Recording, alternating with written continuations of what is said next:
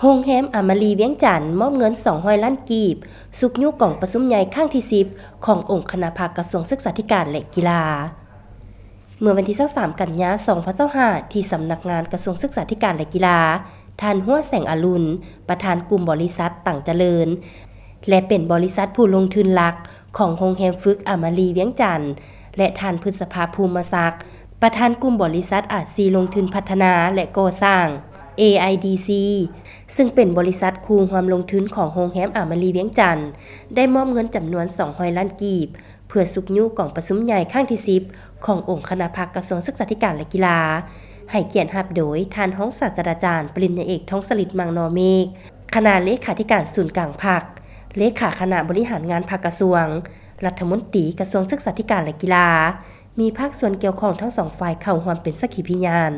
ในพิธีท่านหัวแสงอรุณได้กล่าวแสดงความรู้สึกยินดีและเป็นเกียรติอย่างยิ่งที่โรงแรมอมรีเวียงจันทน์ได้มอบเงินจำนวน200ล้านกีบเพื่อประกอบส่วนในการก้าวเกี่ยมกองประชุมใหญ่ครั้งที่10ขององค์คณะภาคกระทรวงศึกษาธิการและกีฬา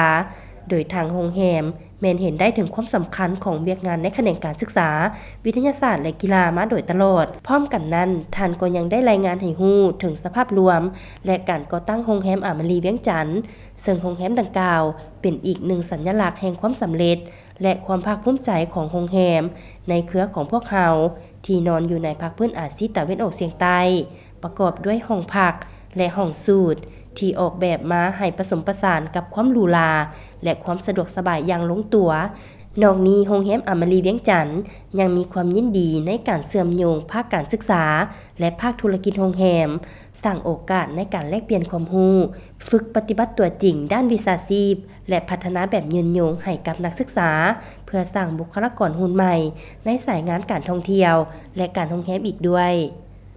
โอกาสนี้ท่านรัฐมนตรีกระทรวงศึกษาธิการและกีฬาก็ได้กล่าวแสดงความขอบใจและย่องยอชมเชยมายังโรงแรมอมรีเวียงจันทน์ที่ได้ให้การสนับสนุนครั้งนี้และยังเห็นได้ความสำคัญทางด้านการศึกษาก็คือสร้างโอกาสในการแลกเปลี่ยน